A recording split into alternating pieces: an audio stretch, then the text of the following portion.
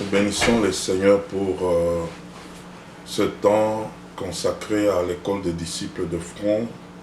Et nous sommes en train de continuer. Et aujourd'hui, nous avons notre 17e séance. Et nous allons voir,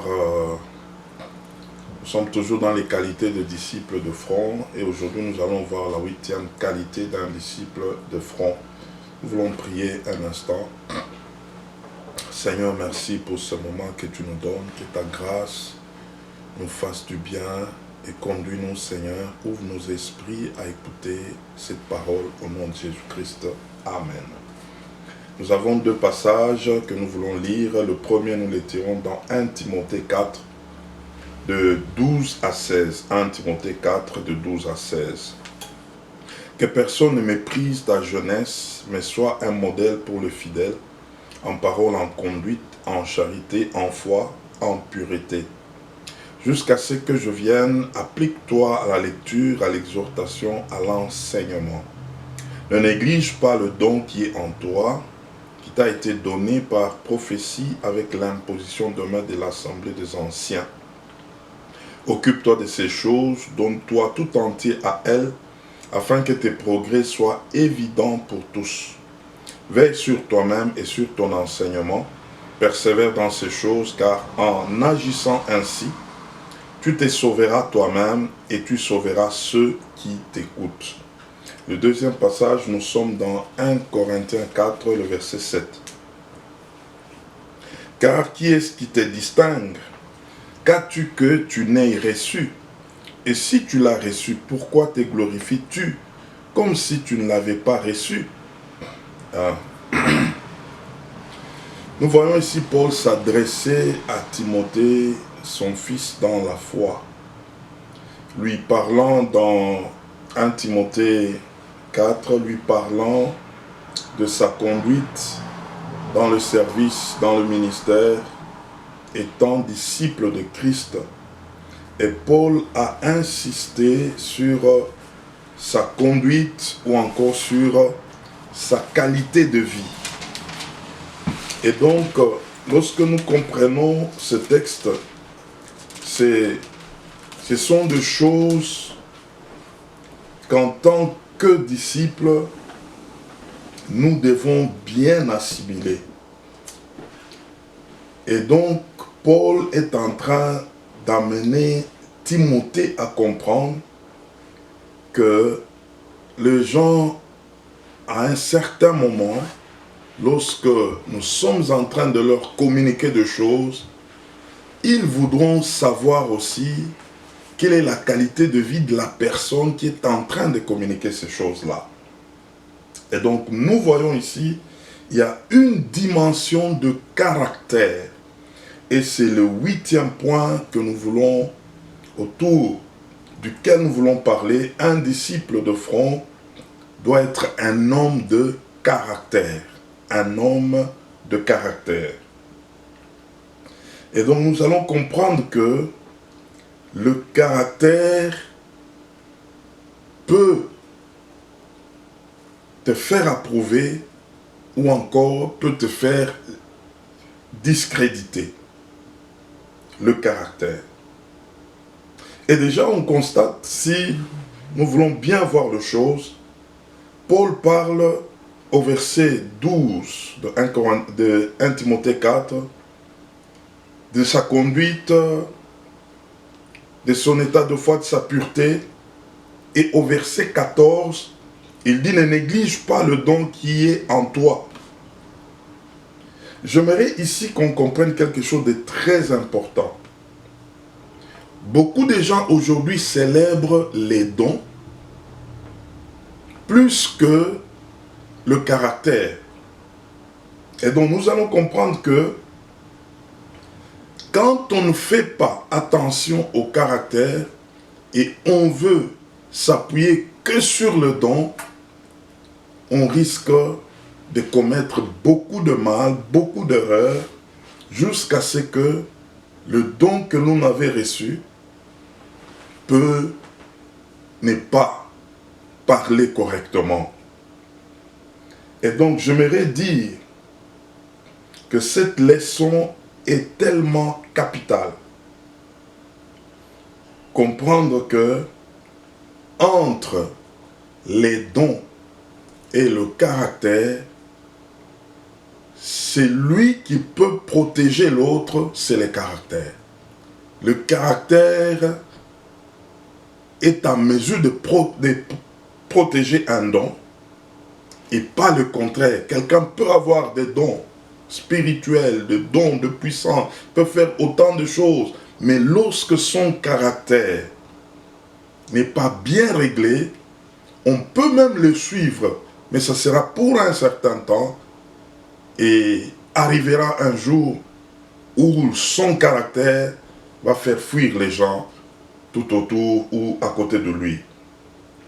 Jésus, quand il a parlé, dans Matthieu chapitre 4, verset 19, il parle à Pierre et à André, quand il les avait appelés pour en faire ses disciples, il a dit quelque chose en disant « Suivez-moi et je vous ferai de pêcheurs d'hommes. » Il n'a pas dit « Je fais de vous des pêcheurs d'hommes. » Ces jours-là, non. Il dit « Je vous ferai. » Il les a projetés dans le futur. C'est qu'il y avait un travail qu'il fallait faire au-dedans d'eux afin qu'ils accèdent à la dimension de disciples. Un don, nous pouvons le recevoir dans un seul jour, mais un caractère, on ne le reçoit jamais dans un seul jour. Un caractère, c'est un fruit d'un travail. Un caractère est bâti, mais un don, c'est quelque chose qu'on peut recevoir du coup. Et c'est pourquoi ce que nous recevons gratuitement ne peut pas protéger ce que nous avons reçu en payant un prix. Le caractère, c'est lui qui est en mesure de garder ce que nous avons reçu gratuitement, mais pas le contraire. On ne peut pas, avec les dons, garder le caractère. C'est pourquoi aujourd'hui, il y a beaucoup d'accidents. Des gens qui sont bons dans leurs dons, dans leur manifestation de dons, mais quand il faut le regarder pendant un certain parcours, le caractère les trahit. Le caractère est en train de les trahir. Et le caractère a trahi beaucoup de gens. 1 Corinthiens 4, verset 7, nous venons de voir. Un don, nous l'avons gratuitement. Qu'as-tu que tu n'aies reçu? Et si tu l'as reçu, pourquoi te glorifies-tu comme si tu ne l'as pas reçu? Quelqu'un ne peut pas se glorifier à cause d'un don. D'ailleurs, nous l'appelons don. C'est quelque chose que nous avons reçu gratuitement. Mais le caractère, on ne le reçoit pas gratuitement. Le caractère s'est bâti dans des situations, dans des adversités, dans le temps. Et c'est comme ça qu'il y a autant de choses que beaucoup ont perdu parce qu'ils les ont reçus gratuitement, mais qui devraient se garder par le caractère. Et parce qu'ils n'ont pas bâti cette dimension de caractère, ils ont perdu même ce qu'ils ont reçu gratuitement. Et donc ça veut dire que ça n'a plus d'effet. Même si on est en train de l'exercer, le caractère est en train de nous trahir. J'aimerais qu'on retienne quelques principes ou quelques points importants ici. J'aimerais dire premièrement, la vie se définit par rapport au caractère et non par rapport à ce que l'on a. Il faut bien retenir cela. La vie se définit par rapport au caractère et non par rapport à ce que l'on a.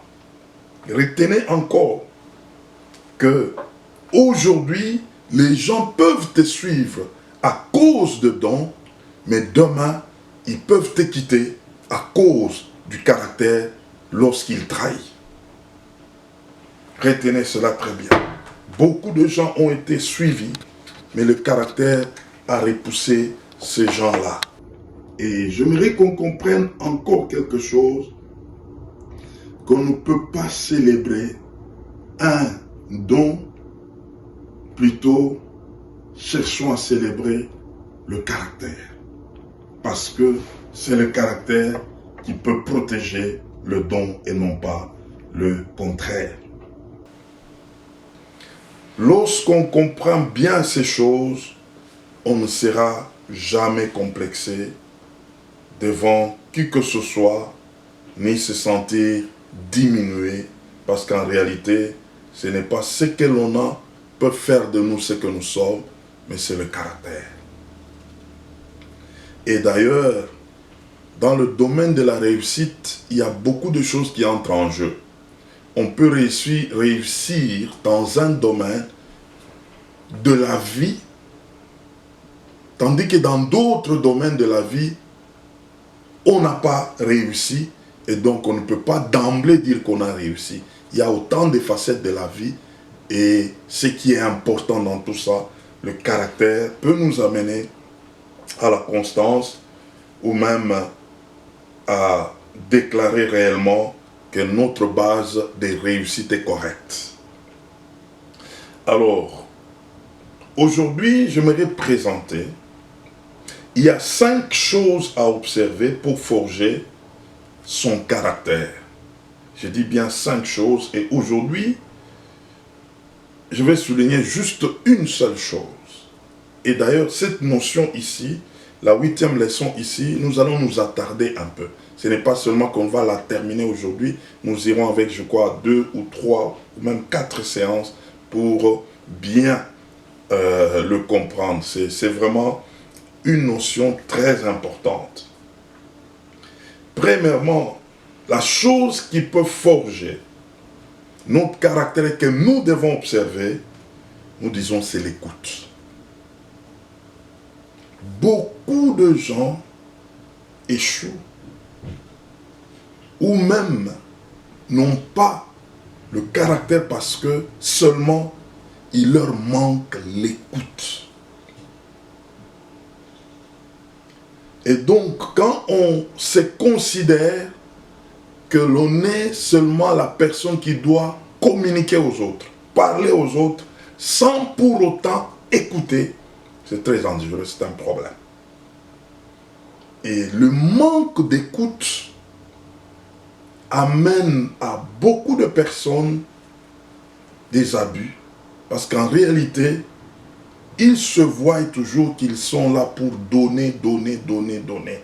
En réalité, quelqu'un qui veut forger son caractère, c'est une personne qui doit acquérir un sens d'écoute développé, un sens d'écoute profond. Quelqu'un qui peut être en mesure d'écouter les autres. D'écouter, que ce soit un enfant, que ce soit un vieillard, que ce soit un adulte, que ce soit un pauvre. Mais lorsqu'on est prêt à écouter quelqu'un en face de toi, on peut se forger un caractère. La capacité d'écoute n'est pas donnée à tout le monde. C'est comme ça qu'il y a de ceux-là, dès que vous commencez à lui parler, il peut t'arrêter. Il ne veut pas écouter, c'est lui qui veut donner. Alors quand je parle de ces choses, je dois être pragmatique. Je me rappelle, le Seigneur, pendant qu'il était en train de me former, il m'avait amené jusqu'à faire une formation à l'Institut biblique aux Assemblées de Dieu pendant 3 ans. Et je devrais terminer dans l'année 1998. Donc j'avais passé à peu près 3 ans étant assis en train d'écouter. J'ai été formé, préparé, mais en réalité, il y avait quelque chose qui était caché derrière. On termine la formation. Je m'étais dit que j'avais un grand bagage, beaucoup de connaissances, j'ai appris beaucoup de choses, et j'ai des documentations. Maintenant, quand il fallait se lancer en mission pratique, quitter le pays, vers l'Afrique australe, je me suis rendu compte que j'avais mes bagages, que je chérissais vraiment. Je suis allé dans une province, et puis je devais faire venir mes bagages. Et là, à mon étonnement, ma valise, là où il y avait des documentations, était introuvable. C'était pour moi un choc. J'ai pleuré pour dire, je ne pouvais pas perdre tous ces bagages ici parce qu'il y avait autant de choses que je devrais appliquer, que je devais marcher avec. Pendant que je m'indignais, l'Esprit m'avait parlé. Le Seigneur m'avait parlé clairement. Il me dit, tu n'as pas besoin de toutes ces documentations. Les 3 années dans lesquelles je t'ai amené à passer, c'était juste que tu apprennes comment écouter. C'était la leçon que je poursuivais avec toi. Ce n'était pas une leçon que tu prennes tes documents ici, tes bagages, pour que tu commences à dire des choses que tu ne maîtrises pas. Mais je t'ai amené là, que tu comprennes seulement qu'il faut écouter. Que tu aies la capacité d'écoute. Et je vous l'ai dit, j'ai cette capacité-là. Écouter quelqu'un, je peux le faire. J'écoute, que ce soit un prédicateur d'aujourd'hui, que ce soit un jeune, que ce soit un novice, j'ai cette disposition d'écoute. J'ai écouté des professeurs, d'autres que tu pouvais te dire, tu n'entends rien, ça ne passe pas, mais on te dit, mets-toi là, écoute. Écoute seulement. Et ça créait en moi, ça forgeait en moi une dimension d'écoute. Aujourd'hui, c'est difficile qu'un prédicateur écoute un autre prédicateur en train d'écrire, en train d'ouvrir la Bible. Quand vous pouvez vous rencontrer des gens dans des conférences, dans des endroits où tel que c'est un prédicateur aussi, il est là, il peut suivre l'autre. Il n'a même pas peut-être de Bible, peut-être c'est un appareil, peut-être tu regardes, tu dis qu'il y a une dimension d'écoute qui pose problème. Parce que l'écoute a une attitude, l'écoute a des outils qui démontrent réellement qu'une personne est en train d'écouter. Alors, j'aimerais terminer avec ce point pour dire, il y a 3 choses qui démontrent que quelqu'un n'écoute pas.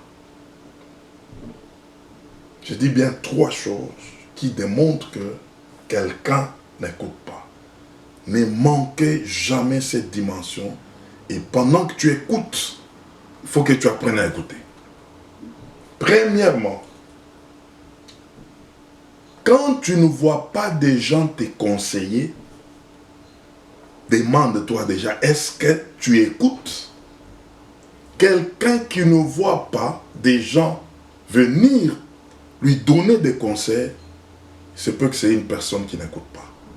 Il se peut que des gens, ils ont déjà conclu que toi là, même si on te dit quelque chose, tu n'écoutes pas. Comment ils peuvent te conseiller? Donc dis-toi, quand il n'y a pas de gens autour de toi qui ne te conseillent pas, c'est que tu n'écoutes pas. C'est un indice qui montre que tu repousses les choses. Tu ne les écoutes pas, eh bien on va te laisser tranquille, tu peux continuer ainsi.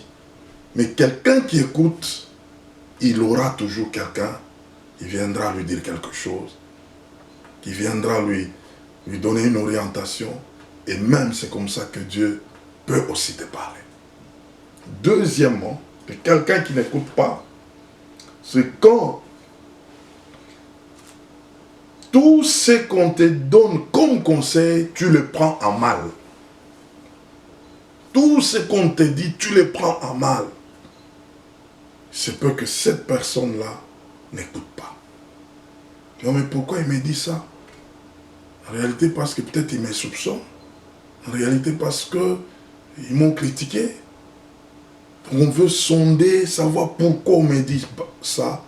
Quelque part, c'est parce qu'on n'est pas disposé à écouter. On n'est pas prêt à prendre en bien ce que l'on est en train de te dire. Et troisièmement, quelqu'un qui n'écoute pas, c'est quand il n'applique pas ce qu'on lui donne comme conseil. Ne pas appliquer ce qu'on te dit est un indicateur que ce qu'on te dit, tu n'écoutes pas. Si nous nous présentons devant ces 3 miroirs, tu ne vois pas quelqu'un te conseiller. Tu prends toujours mal quand on te dit quelque chose en termes de conseils. Tu n'appliques pas ce qu'on t'a donné comme conseil. Il faut conclure que tu n'écoutes pas. Et je veux poser une question pour terminer. Écoutes-tu? Oui ou non? Parce que écouter forge en nous un caractère. Réponds dans ton esprit et que Dieu te bénisse. Amen. Nous allons prier. Nous allons recommander ce moment à la grâce de Dieu. Que le Saint-Esprit nous aide à comprendre ces choses. Et ce point que nous venons de suivre, qui forge notre caractère, il s'agit de l'écoute. Seigneur, merci pour ce moment que tu nous donnes. Merci de forger en nous le caractère et de nous amener à écouter, Seigneur. Toi qui n'as pas encore reçu le Seigneur Jésus-Christ comme Seigneur et Sauveur, l'occasion t'est donnée, confesse Romains 10, 9, que Jésus-Christ est mort et ressuscité. Il est vivant, il vit, et tu le reçois, tu le confesses dans ton esprit, que c'est lui ton Seigneur et ton Sauveur. Tu es sauvé. Merci Seigneur de continuer à sauver des vies. Au nom de Jésus-Christ. Amen.